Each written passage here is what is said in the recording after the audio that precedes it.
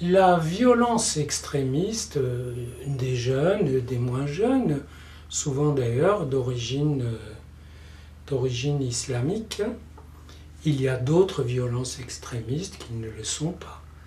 Mais en général, dans les banlieues, et ça vient plutôt de ce côté-là, ou bien il y en a eu récemment en Égypte contre les chrétiens, etc.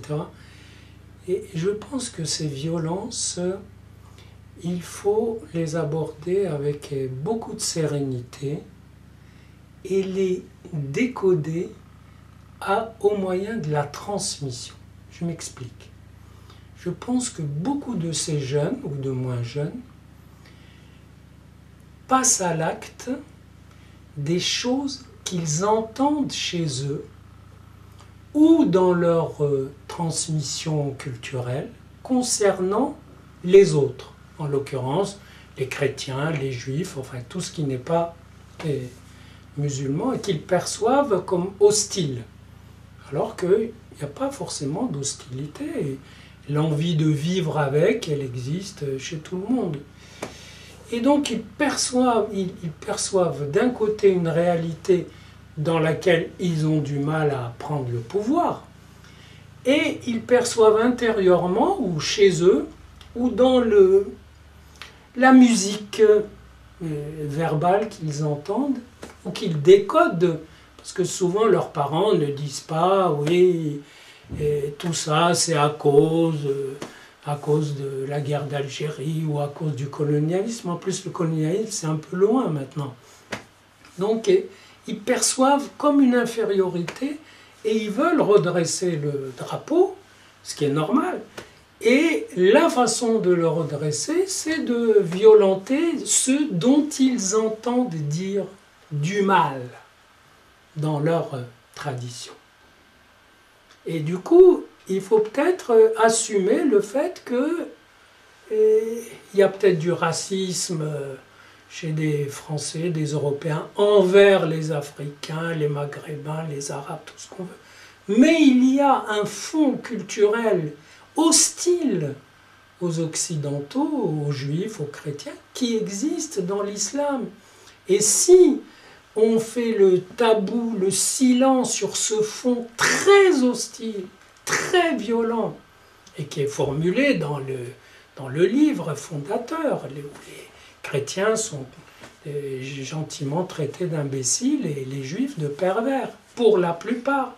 Et j'ai remarqué que très souvent, les intéressés eux-mêmes, les habitants au Liban, en Syrie, en Jordanie, en Israël, ne sont pas au courant de ça.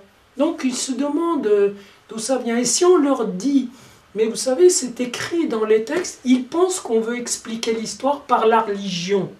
Or, ce n'est pas du tout la religion, là. S'il y a écrit dans votre bouquin, dans votre livre culturel, dans votre manuel identitaire, que les autres, c'est des ordures, et en faisant abstraction de Dieu, des croyances, de tout ce qu'on veut qui relève de la religion, vous serez gêné pour aborder ces autres, et votre fils, s'il veut vous faire plaisir, il leur enverra des pierres. Vous voyez comment ça se transmet? Parce que les enfants veulent sauver les parents, veulent les glorifier, veulent rattraper les échecs des parents. Mais oui, et c'est vrai dans toute culture. Les enfants veulent soigner les parents. Et il se trouve que ça les rend malades eux-mêmes, puisque ça les implique dans un type d'acte qui est sans issue. Et du coup, ce refus, ce rejet des autres, il faut en parler. Et parce que, au fond, les autres, en l'occurrence juifs et chrétiens, et il n'est pas dit que ça les bouleverse, que ça les horrifie d'être traités d'imbéciles et de pervers. Comprenez? D'être maudits par le Dieu de l'autre religion. Puisqu'ils ne sont pas de l'autre religion et qu'ils ne croient pas à ce Dieu-là, quelque part, ça n'a pas à la gêner. Ceux que ça gêne, c'est ceux qui sont de cette tradition, et qui ont ça dans leur texte, et qui fait d'ailleurs que, comme c'est le plus récent, le texte coranique, c'est le plus récent, donc c'est le livre qui fustige, qui condamne, qui attaque des peuples réels, existants. Les chrétiens existent comme des nations et les juifs aussi existent comme peuple.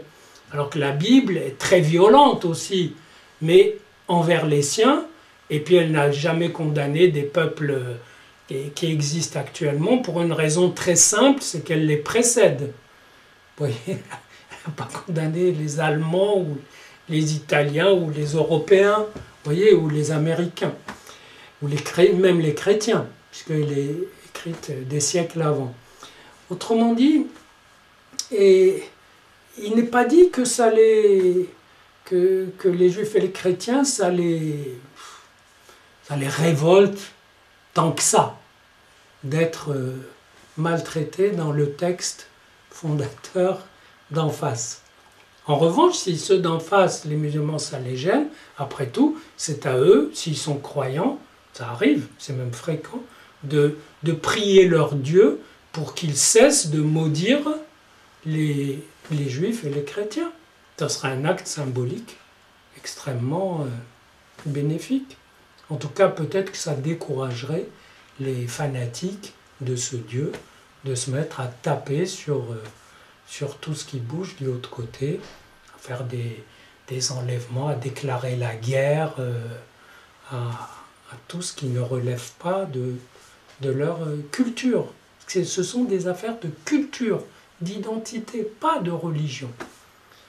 Autrement dit, si on envisage un temps où des tabous sont levés sur des certitudes qui sont cachées, des condamnations, voire des vindictes, voire des déclarations de haine, et si on lève le tabou là-dessus et qu'on en parle, moi je pense que ça peut décongestionner les choses et ça peut permettre d'aborder des conflits. Je pense au conflit du Proche-Orient. Conflit du Proche-Orient, j'en parlais encore avec des gens de là-bas, qui habitent le Liban, qui me disaient, je leur ai dit, et pourquoi les Palestiniens n'ont pas pris la part de la Palestine que l'ONU leur a donnée en 1947? Eh bien non, ils ne pouvaient pas parce que pour eux, les nouveaux arrivants, les Juifs, c'était des étrangers. Ce qui signifie quoi? Qu'ils ne reconnaissaient aucun droit du peuple juif sur cette terre. Donc c'était toujours le rejet fondamental de l'autre sur cette terre. Alors qu'il y a que cette terre, on peut dire que ce peuple en a parlé pendant 30 siècles et a écrit dessus et a lancé toute... une veine culturelle dont se sont inspirés, et d'ailleurs le christianisme et l'islam. Donc, ils n'ont pas pris leur part, et maintenant on est bien coincés, ils n'ont pas pris leur part parce qu'ils ne reconnaissent pas l'autre en tant que peuple qui peut avoir une souveraineté là. S'ils la reconnaissent, et aujourd'hui non plus, ils ne sont pas tellement prêts à reconnaître cette souveraineté de ce peuple.